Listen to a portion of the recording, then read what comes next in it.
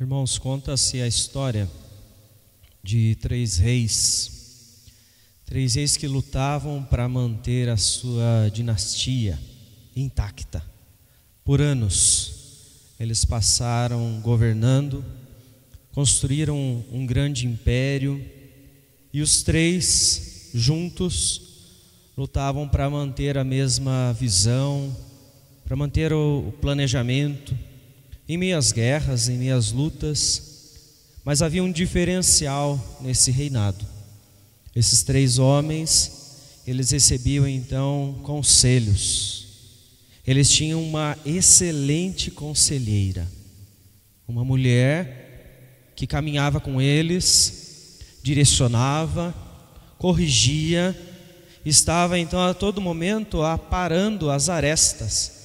Se os reis em algum momento falavam algo que não deveria ser falado, ela interferia para corrigir, ela interferia para que eles voltassem e continuassem no planejamento, na visão que eles tinham. E isso fez dar certo.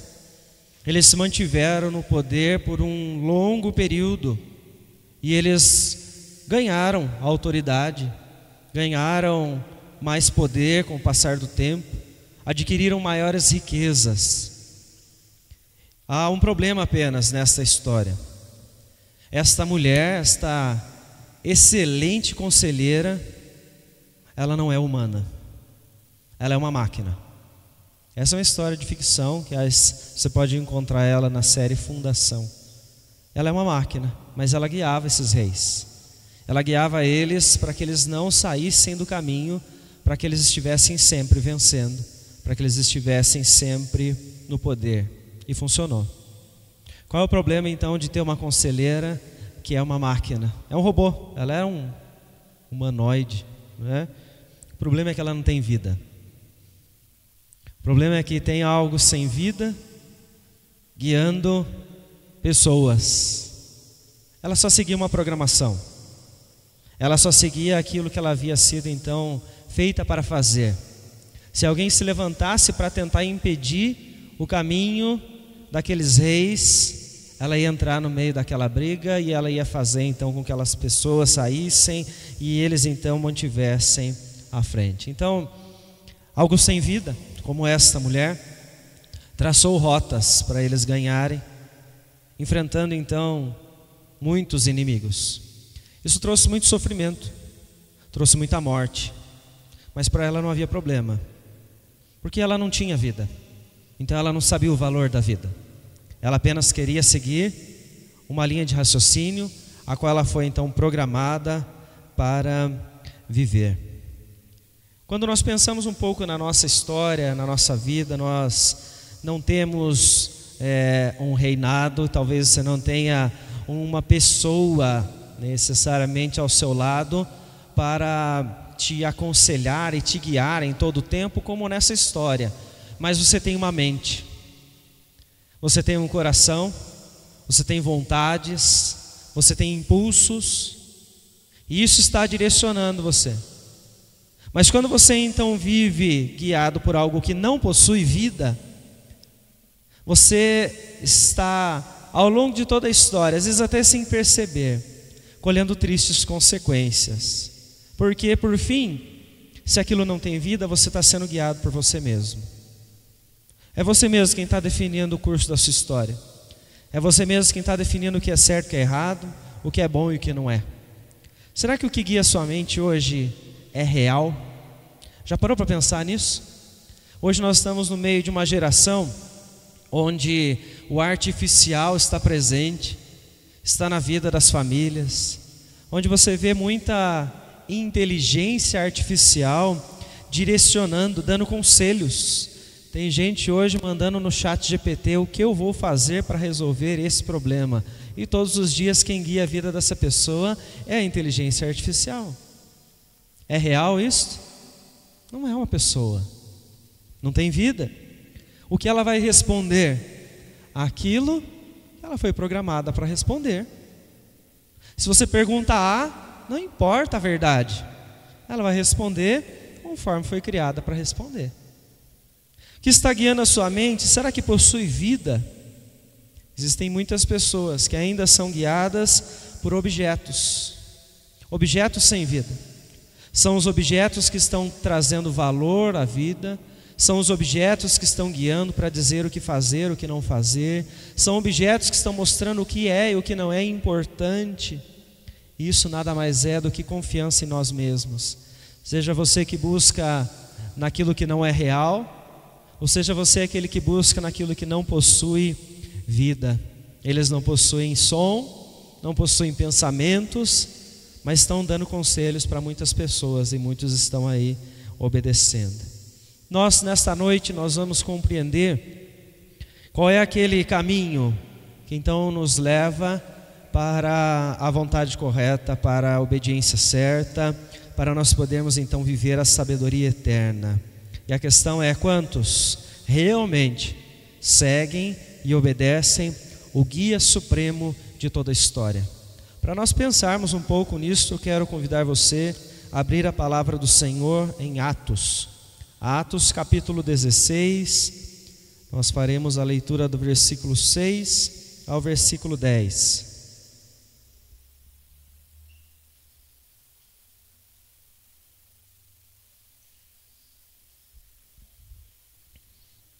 Atos capítulo 16, diz o seguinte, a palavra do Senhor a partir do versículo 6. E percorrendo a região frígio-gálata, tendo sido impedidos pelo Espírito Santo de pregar a palavra na Ásia, defrontando Mísia, tentavam ir para a Bitínia, mas o Espírito de Jesus não o permitiu. E tendo contornado Mísia, desceram a Troade. À noite sobreveio a Paulo uma visão, na qual um varão macedônio estava em pé e lhe rogava dizendo: passa a Macedônia e ajuda-nos. Assim que teve a visão, imediatamente procuramos partir para aquele destino, concluindo que Deus nos havia chamado para lhes anunciar o Evangelho. Vamos orar mais uma vez. Senhor, estamos diante de mais uma porção da Tua Palavra e nós pedimos a ajuda do Senhor, para nós podermos entender, para podermos retirar as verdades eternas, para que elas enraizem no nosso coração. Precisamos do poder do Senhor sobre nós. Pedimos pela Tua misericórdia, que o Senhor com Teu Espírito Santo venha trabalhar na vida de cada um que está presente esta noite, venha trabalhar na nossa mente, no nosso coração, pois se há algo que guia nossa mente, nosso coração, e isto não tem vida, isto não é real, nós pedimos que o Senhor, pela Tua palavra, traga isso à tona e que o Senhor nos mude, que o Senhor nos leve ao arrependimento e que o Senhor nos faça submissos ao Senhor e à Tua palavra pelo poder do Teu Espírito Santo. Em nome de Jesus, nós oramos e já agradecemos a Ti. Amém, Senhor. Irmãos, existe um fio condutor em toda a história, que não permite então que a história saia do caminho que o Senhor já determinou para ela acontecer. Assim nós vemos acontecer na vida da igreja, em todos os instantes. Você observa pessoas que fazem isto ou aquilo, mas a cada momento Deus traz elas de volta, coloca a igreja de volta no caminho, para que ela então possa fazer a vontade de Deus. Ou seja, o Senhor vai cumprir o seu desígnio, independente do que nós venhamos a fazer, das nossas falhas, das nossas falsas confianças. É por isso que você vai ver então a igreja sendo movida a viagens missionárias ao longo da história.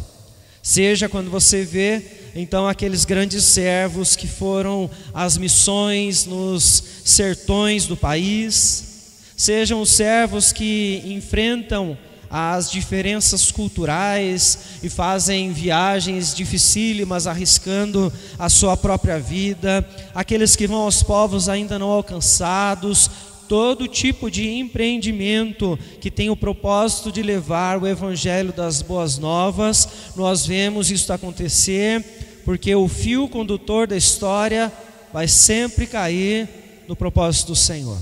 Que o seu nome seja conhecido, que o seu nome seja exaltado, que as pessoas então passem a adorar ao Deus Todo-Poderoso. E é o guia supremo da história, o Senhor, quem chamou Saulo para que ele pudesse ser cooperador e cumprir a sua vontade. Nós conhecemos um pouco da história.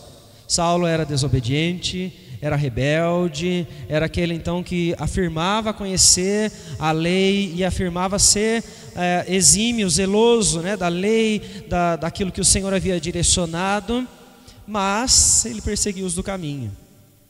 O Senhor então chama Saulo para que ele se torne cooperador na pregação do Evangelho. E as escamas precisaram cair, porque ele achava que enxergava, mas aquele momento é simbólico e real para Saulo, quando ele passa então a caminhar em direção a Ananias, na cidade de Damasco, sem ver. E é então com Ananias que aquelas escamas, como escamas, caem, como o texto diz, e ele passa então a ver. É para que ele pudesse entender se não estava no caminho correto, se estava no caminho errado, estava no caminho onde você não enxergava para onde estava indo. E o Senhor então muda a vida de Saulo. E é claramente visível no texto de Atos a mudança na vida deste homem. Ele perseguia, de repente ele para, vai até Jerusalém, começa a aprender mais e mais sobre a doutrina e prega o Evangelho. Imediatamente, o coração deste homem muda pelo poder de Deus e ele então se torna obediente. A palavra nos mostra em todos os momentos Deus fazendo isso, movendo o seu povo, movendo a igreja para que ela cumpra a sua missão em todos os lugares, seja nas cidades mais distantes, seja nos países mais complicados. O Senhor está levando o seu povo para que o Evangelho seja anunciado. Paulo então chega a afirmar aos Coríntios, na sua carta: ai de mim se eu não pregar o Evangelho.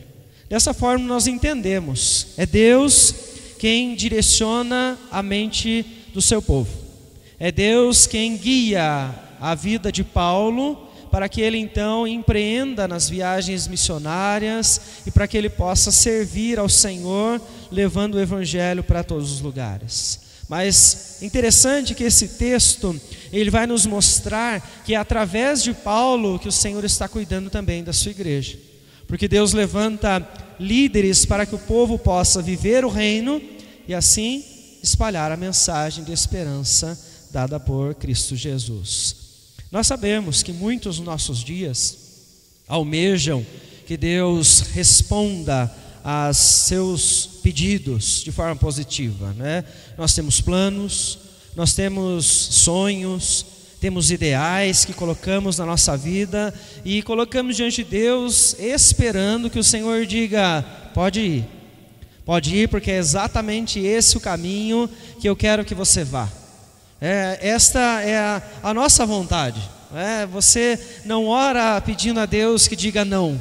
Na maior parte das vezes você ora pedindo que Deus responda: sim, faça isso, siga por este caminho. Porém, em alguns momentos o Senhor nos impede de fazer, nos impede de ir, porque aquilo não o agrada.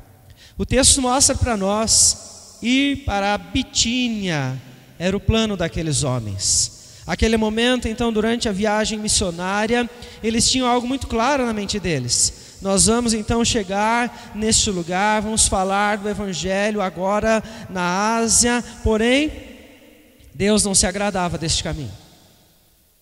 Não era este o lugar, não era este o momento para chegar a este grupo naquele instante, porque nem todos os nossos planejamentos geram bons resultados.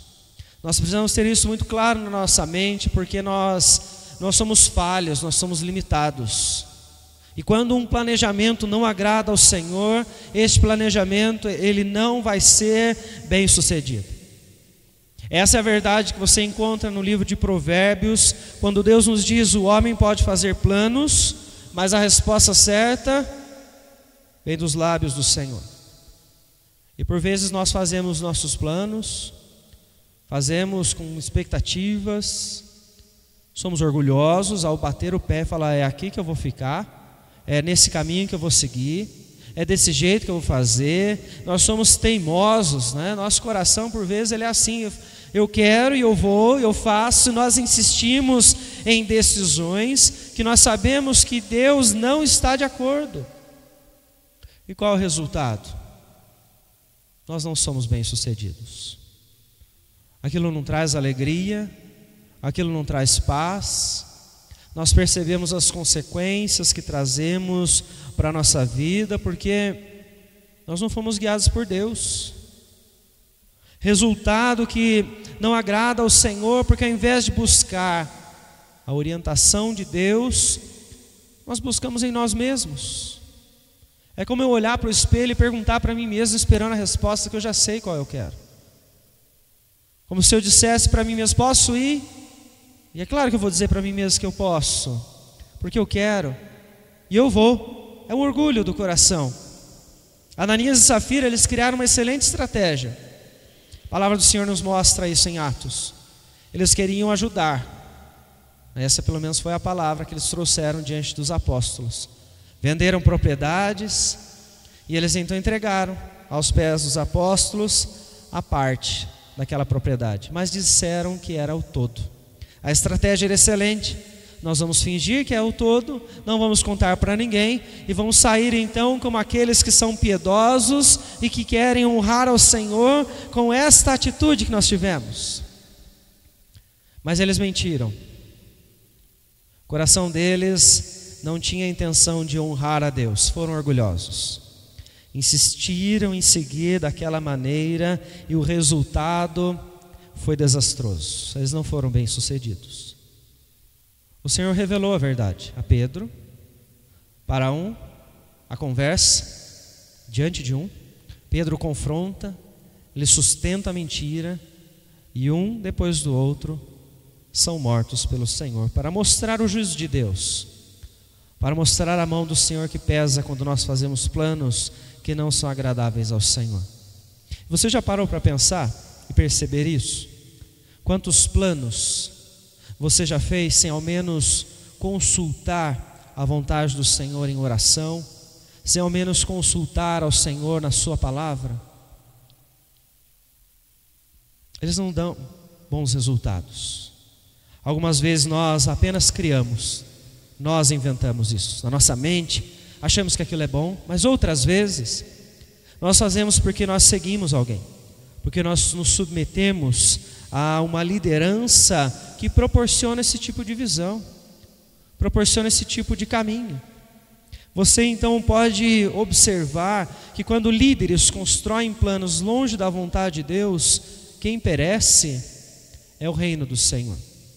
A história em Gênesis, quando você olha a Torre de Babel, mostra líderes exímios, bons construtores, homens com grande visão, para eles poderem chegar no objetivo que eles tinham, que era fazer uma torre, que era para eles conseguirem então se tornar célebres, os seus nomes serem os mais fortes, os homens então serem honrados. Mas isso tudo é porque quem guiava o coração deles era o próprio pecado. E eles fizeram, tinham uma boa estratégia, lutaram para poder construir isso, mas o resultado então foi desastroso. Foram afastados daquele momento, da presença do Senhor, pelo pecado que estavam cometendo. E você vai ver muitos líderes fazendo isso ao longo da história. Você vai ver políticos que fazem aquilo que é preciso fazer apenas para que a reeleição aconteça. Você já deve ter visto quantos fazem isso, quantos estão perto de fazer. Vamos dar um benefício próximo da votação. Para quê? Para ganhar um voto, para poder então ganhar aquele bairro, para ganhar aquele estado. Líderes constroem planos longe da vontade de Deus, e nós vemos então que o resultado sempre é desastroso. O nome que querem que seja engrandecido não é o do Senhor, não é daquele que é o guia e o líder de toda a história, mas é dos homens. O nome dos homens então é muitas vezes aquele que é lembrado, porque é isso que eles ensinam. Provérbios então outra vez nos diz: há caminhos que ao homem parecem retos, mas no final nos conduzem em caminho de morte. Eu me lembro de um colega de seminário que ele, ao longo das aulas, ele ouviu sobre plantação de igreja, e no momento que nós estávamos, plantação de igreja parecia o melhor empreendimento para um seminarista, para um pastor, porque parecia o caminho mais fácil. Vamos plantar igrejas, porque plantar igreja dá certo, é muito simples de plantar igreja, né? Sempre tem gente ajudando, sempre tem parceiros. E ele se propôs de poder servir como plantador de igreja, porque aí no seminário você ganha uma diferença apenas de uma nomenclatura. Alguém que vai servir para revitalizar igrejas, porque elas já existem, precisam ser remodeladas, restauradas, ou alguém que vai começar. A igreja não existe ainda e você vai plantar uma igreja, né? E ele disse que ele queria ser isso. Ele entendeu que ele ia ser bem sucedido nisso. Ele se envolveu com as pessoas que estavam então no meio da plantação de igreja, tentou, mas ele não tinha perfil para isso. Ele não colheu os resultados. Ele não havia sido chamado para isso, pelo menos não naquele momento. E quando os líderes eles constroem planos que não estão de acordo com a vontade do Senhor, o que é que perece? É o reino de Deus. E é por isso que nós encontramos nas igrejas muitos pastores, muitos líderes de igreja que não foram chamados para o pastoreio, como presbíteros, diáconos, outros que não foram chamados para serem líderes de sociedades internas, e sonham com isso, almejam esse tipo de cargo, e chegam lá. E quando chegam, descobrem o quanto que é desafiador você liderar, o quanto é desafiador você pastorear, o quanto que é desafiador você governar. Deus não os chamou para que eles façam isso, mas muitas vezes os líderes, por fazerem planos que não agradam a Deus, trazem prejuízos para o reino de Deus. É destrutivo, porque eles não vão construir conforme a vontade de Deus, eles vão construir conforme os seus corações. São pessoas que vão caminhar sempre insistindo em algo que Deus nunca chamou para elas fazer. Talvez você já tenha visto pessoas assim, pessoas que trabalham sem prazer, trabalham sem fazer com excelência, trabalham buscando fazer apenas aquilo que lhes agrada. E Paulo, ele fala algo muito direto aos líderes da igreja de Corinto, porque em Corinto existiam pessoas com diversos dons, mas em meio aos diversos dons, aquelas pessoas estavam brigando para terem os melhores dons, o que era na mente deles melhor. Eu quero ter o dom de cura. Não, eu quero ter o dom para poder ministrar a palavra do Senhor. Não, eu quero ter o dom de línguas, porque o de línguas é mais importante. E Paulo exorta aquela igreja, dizendo: todos os dons são necessários, todos os dons são importantes. Procurem, portanto, os melhores dons para vocês fazerem a vontade do Senhor com zelo. Mas esse tipo de disputa, ele não acabou na igreja de Corinto. Esse tipo de disputa ainda está dentro da igreja nos nossos dias. Por quê? Você encontra muita gente brigando por aí. Uns querem ser melhores expositores do que outros, uns querem ser maiores pastores do que outros. Eu disse a palavra certa, maiores, porque vem lá o reverendo fulano de tal pregando e a igreja cresceu, e você vê pastores brigando para que eles possam ser tão grandes quanto. Outros querem servir mais que os outros e mostrar para todos. Irmãos, quem é prejudicado com tudo isso? É o reino de Deus. Mas como é que nós sabemos então que os planos agradam a Deus? Como é que nós sabemos que o nosso empreendimento, aquilo que está no nosso coração, agrada ao Senhor? Para entender isso, é preciso intimidade com o Senhor. Quando o cristão não possui intimidade com Deus, ele não vai ser capaz de discernir a voz do Senhor. O Senhor impediu o apóstolo Paulo de seguir para aquela região, porque eles estavam atentos à voz de Deus, à direção do Espírito Santo. Eles tinham sensibilidade para compreender quais os sinais Deus estava revelando e impedindo que eles seguissem então naquele caminho e não fossem para o outro. Paulo então, em certo momento, quando escreve sua carta aos Efésios, ele nos orienta: estejam cheios do Espírito Santo, busquem compreender a vontade do Senhor, para que vocês façam a vontade do Senhor. É por isso que Tiago acrescenta a essa fala: se você busca compreender a vontade de Deus, ele diz, se você quer sabedoria para entender a vontade de Deus, peça a Deus, que Deus vai te dar. Existem muitos cristãos corruptos. Existem aqueles então que viveram como no tempo dos juízes, que desobedeceram a Deus. Outros tinham seus deuses, eles misturaram esta servidão, esse tipo de adoração, e se afastaram do Senhor. Por isso eles não puderam discernir a vontade de Deus, e assim eles não puderam fazer aquilo que agradava ao Senhor. Precisamos de intimidade com o Senhor para fazer aquilo que agrada a Deus, para conduzir a igreja, para conduzir o nosso lar, para conduzir as empresas, para fazer a vontade do Senhor em qualquer ambiente que você esteja então inserido.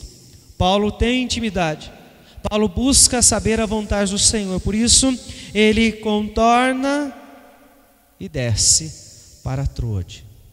Mas além de Deus impedir que eles façam do jeito que eles achavam que era o melhor, o texto mostra que o Senhor está os influenciando. Ele não diz apenas não vá por aqui, mas ele então mostra o caminho. Isso acontece através de uma visão. O texto diz para nós de uma forma muito clara no versículo 9: à noite sobreveio a Paulo uma visão, onde um varão macedônio surge diante dele e diz: passem a Macedônia e nos ajudem. E esta é a forma do Senhor então revelar para a igreja no primeiro século, como eles deveriam fazer a vontade do Senhor. Algo que naquele tempo ainda era necessário, mas hoje já não existe mais, porque Deus revela a nós a sua vontade através das Escrituras. Deus, o guia supremo da história, molda as nossas mentes, molda os nossos corações através da sua palavra. Porém, quando as pessoas ignoram a verdade revelada por Deus, elas vão se deparar com uma coisa apenas: com as mentiras que estão dentro dos seus próprios corações. Veja só quantos líderes hoje ensinam mentiras. Você olha para os políticos que são líderes, e eles estão então hoje defendendo no nosso país, por exemplo, o uso de banheiros femininos por homens, que se entendem por mulheres e se vestem com mulheres, estão ali usando banheiros femininos, colocando em risco a vida de meninas, a vida de mulheres. E esses são aqueles que estão usando as mentiras para guiar o país, para guiar também as famílias. E aí você vê como é que estão os lares, muitos longe do Senhor. Ao invés de se importar em conhecer a verdade de Deus, eles estão então olhando para as próprias mentiras que tem dentro dos seus corações. É muito comum você ver homens dentro dos seus lares reforçando a sua masculinidade ao usar a força física. Pegam com força no braço, apontam o dedo, batem no rosto, a agressão verbal, construção de um lar onde a mulher não fala, onde as crianças têm medo, onde os filhos não têm espaço para ter intimidade. Nós vemos então pessoas que não buscam a vontade de Deus, não querem ter intimidade com o Senhor e por isso não conseguem guiar.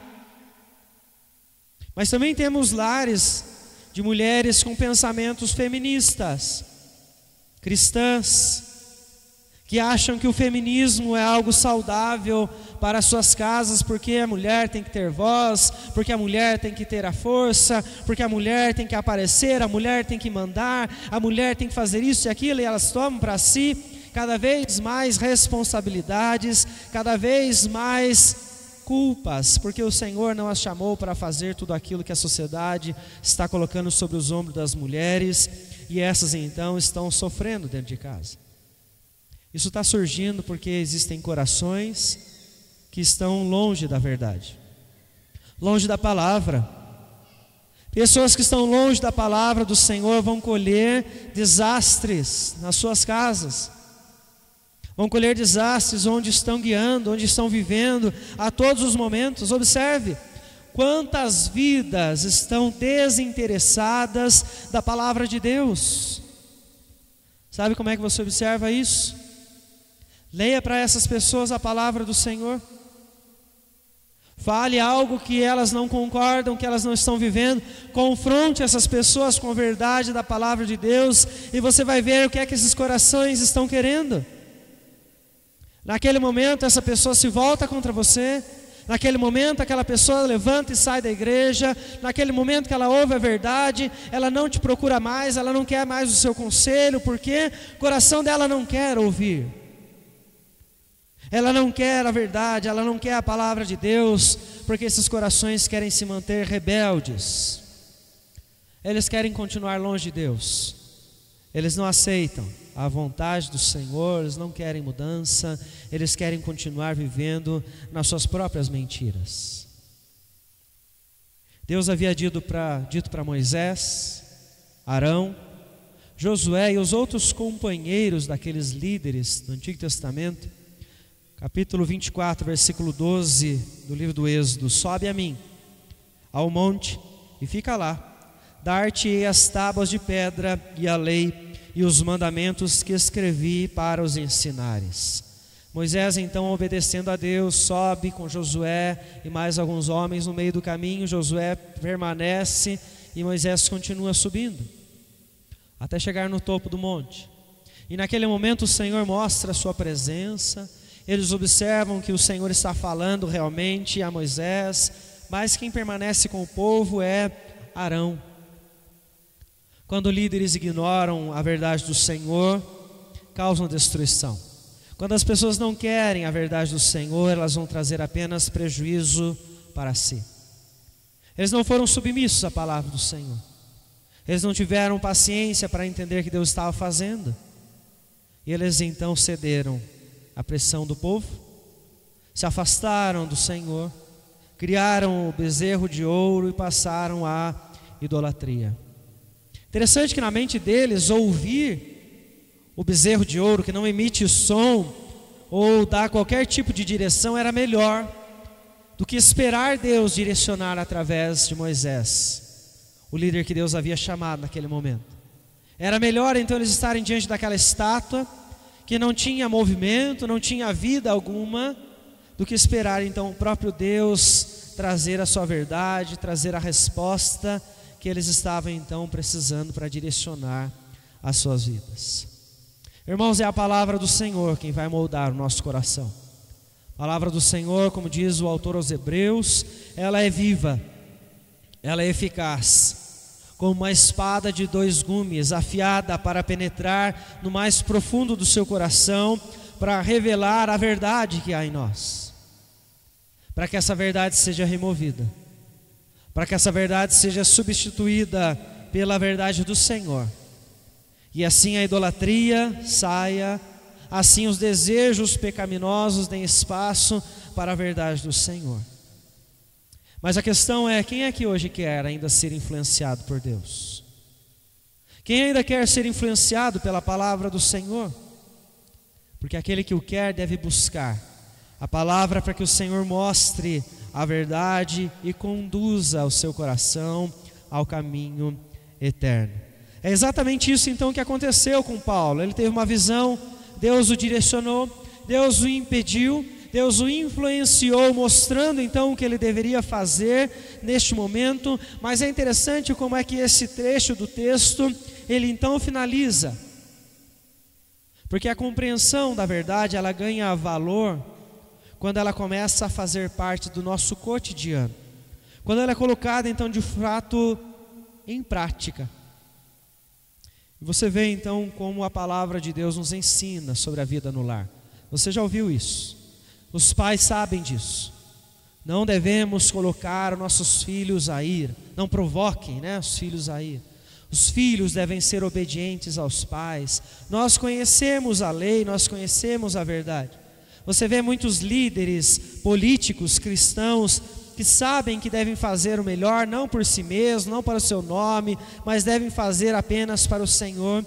Você sabe então que os líderes dentro das igrejas entendem que eles precisam lutar pela excelência no serviço, eles precisam lutar para manter o seu compromisso, não pelos homens, mas sim pelo Senhor. Porém, saber, até mesmo os ateus o sabem. Até mesmo aqueles então que não querem servir ao Senhor, têm conhecimento. Viver é a prova de fidelidade à palavra de Deus. Observem, irmãos, que ao ser influenciados por Deus, Paulo e os demais companheiros de viagem, eles concluem naquele instante que eles têm um novo objetivo: pregar o evangelho agora na Macedônia. É exatamente isso que o texto então finaliza dizendo para nós, concluindo que Deus nos havia chamado para lhes anunciar o evangelho. Irmãos, a falta de fidelidade a Deus nos leva à desobediência, mas vai nos levar à desobediência do evangelismo. O texto mostra isso. O Senhor está impedindo, o Senhor está influenciando, para o Senhor impulsionar o seu povo a cumprir a sua missão. E nós encontramos diversas pessoas que compreendem a verdade, mas elas estão longe da obediência. Elas não evangelizam, elas não falam a verdade do evangelho, elas não estão com interesse nenhum em falar aos outros sobre Cristo. Elas não querem ver vidas transformadas. O propósito delas não é ver Jesus na vida das pessoas, mas é ver os seus nomes sendo exaltados. E Jesus vai ser conhecido através da evangelização. A evangelização, ela é fundamental para que a vida aconteça. Ela é fundamental para que o reino se expanda. Ela é fundamental para que aqueles que não conhecem a Cristo passem então a ser parte da igreja. É assim que a igreja se forma. É assim que nos bairros, nas cidades, elas vão sendo restauradas pelo poder do Espírito Santo. Nós não vamos ver mudança nos arredores da igreja se o evangelismo não acontecer. Nós não vamos ver mudança na política da cidade se o evangelismo não alcançar os políticos. Nós não vamos ver as famílias abandonando as drogas se o evangelismo não acontecer, para que Cristo entre nessas casas e pelo poder do Espírito Santo eles sejam então libertos. Impulsionados pela ação do Espírito Santo, cristãos começaram a evangelizar dependentes químicos, moradores de rua, criando então projetos que tiram essas pessoas da rua, levando as pessoas a uma vida sem a dependência das drogas, sem a dependência do álcool. Talvez você não vá entrar nesses ambientes hoje, talvez você não tenha sido chamado para isso. Não queira criar empreendimentos que Deus não te chamou para fazer. Mas você pode começar no ambiente mais confortável para você, dentro da sua própria casa. Porque às vezes você está achando que o seu lugar é ir para a Bitínia, mas Ele diz para você: não, comece na Macedônia. Você pode começar então a levar o evangelho num ambiente mais tranquilo para você, no seu trabalho, na sua vizinhança. Porque desobedecer a ordem de pregar o evangelho é cair no profundo do oceano sem visão, é você caminhar para algo que você não sabe o que vai colher naquele instante, sem perspectiva, como se você estivesse na história bíblica dentro de um grande peixe. Não é isso que aconteceu com o profeta?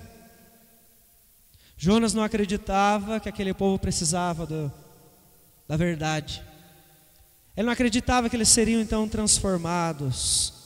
Então ele acha que é lançar pérolas aos porcos, insistir em falar a verdade do Senhor. Não vou fazer, não quero fazer, e eu vou fugir. Eu vou para outro lugar. O empreendimento que está no meu coração é ir para outro instante, é alcançar outras pessoas. Mas Deus diz: não, você não vai para esse lugar. Deus diz de uma forma muito clara para ele: a minha vontade sobre a sua vida é que você pregue então aos ninivitas.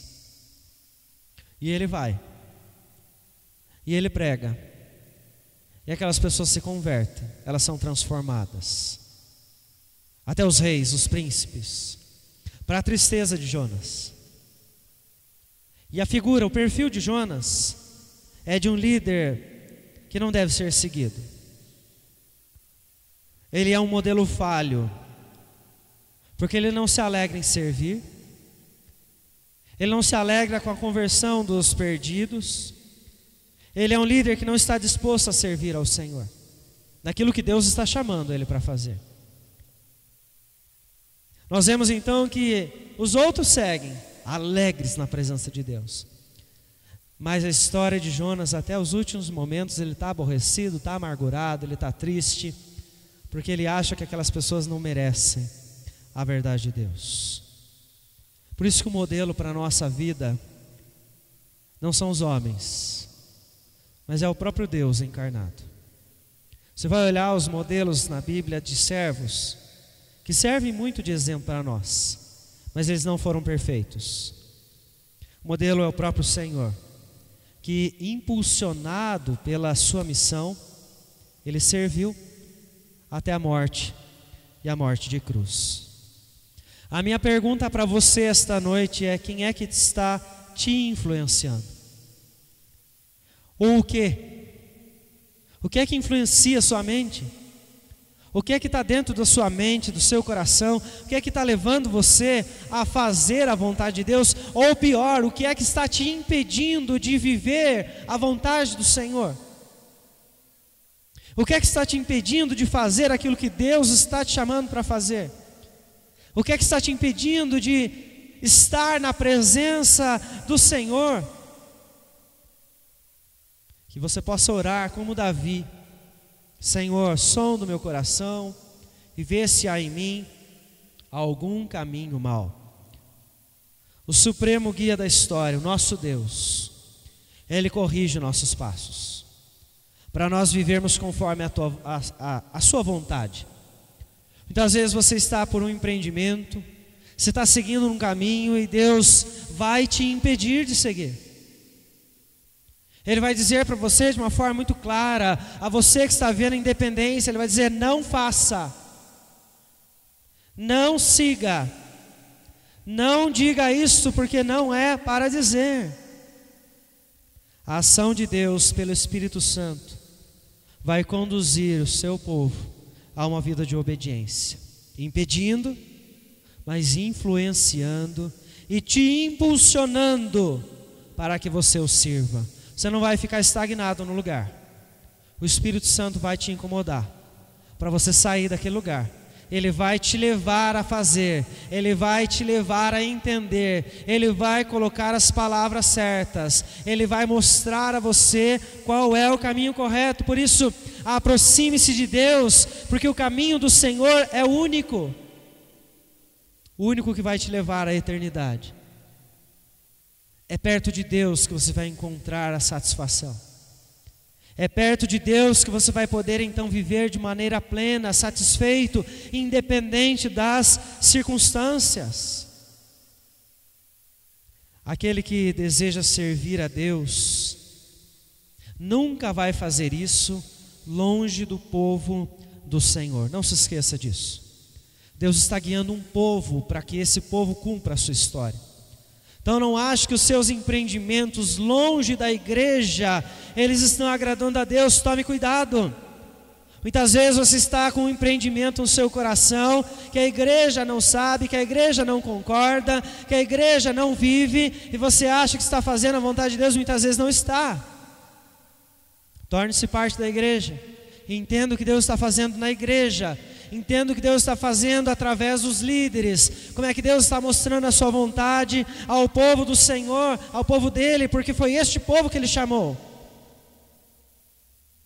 Eu digo isso porque muitas vezes nós, cristãos, criamos empreendimentos com pessoas que não agradam a Deus e vamos fazendo, achando que isso tudo está correto.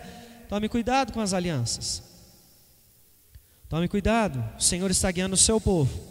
A igreja é capaz de entender a vontade do Senhor porque ela está se submetendo à palavra de Deus a todo momento.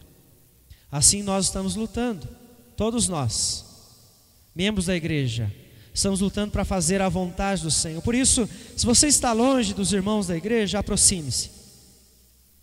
Se você está longe da igreja, esteja com os irmãos. Viva com os irmãos para você entender o que é que Deus está fazendo na vida deles. Aprenda com eles, ore com as pessoas que estão na igreja, peça para elas orarem com você, porque servos de Deus, eles vão te acolher, eles vão te acompanhar, eles vão te ajudar a crescer na fé. Os fiéis servos do Senhor jamais vão dizer: não quero ajudar você, porque o coração deles está submisso à vontade de Deus, e o Senhor está constantemente nos usando para levarmos o Evangelho às outras pessoas. Irmãos, 3 questões que nós podemos então entender com este texto. A igreja precisa de líderes tementes a Deus. São esses líderes tementes a Deus que vão então poder viver a comunhão do Senhor através do temor a Deus, submissão à palavra do Senhor.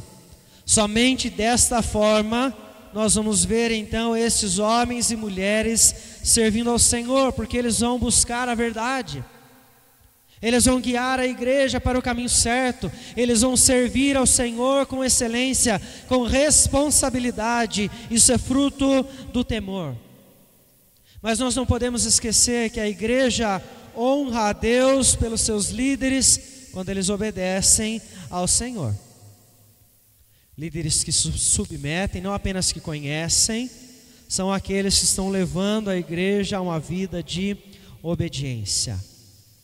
E o serviço é para todos.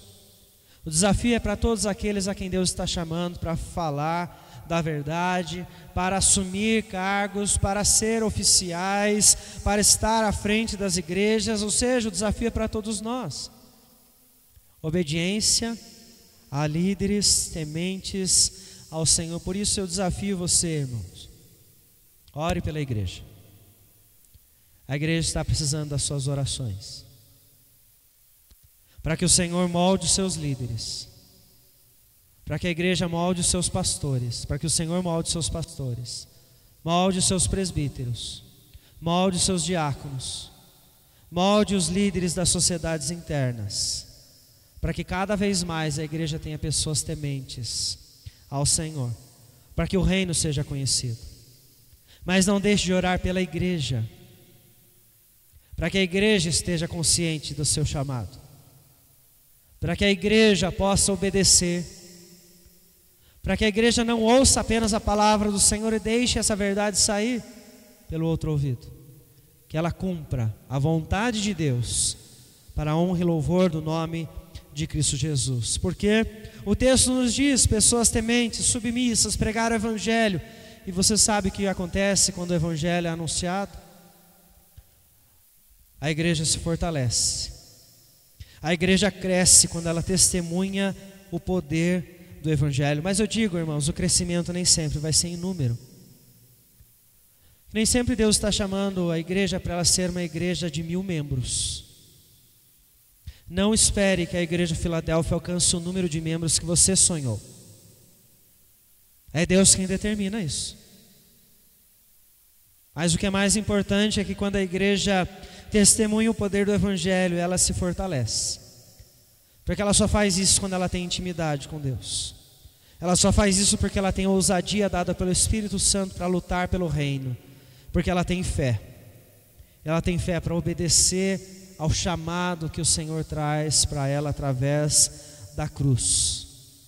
Não se esqueçam, irmãos, É o poder de Deus pelo Espírito Santo que vai despertar a igreja para que ela não fale de si mesmo, mas que ela fale de Cristo Jesus. Irmãos, que Deus nos abençoe para que o supremo guia de toda a história, o nosso Deus, seja aquele que vai direcionar o meu e o seu coração ao longo dessa semana, para nós podermos viver em obediência a Deus, para juntos construirmos uma igreja saudável, para juntos levarmos o nome de Cristo em todos os lugares onde nós estivermos. Eu quero convidar o grupo de louvor que vem à frente, para nós cantarmos o último cântico desta noite, e eu convido a igreja a se colocar em pé, para nós cantarmos juntos esta música, que você entoe este louvor com todo o seu fôlego.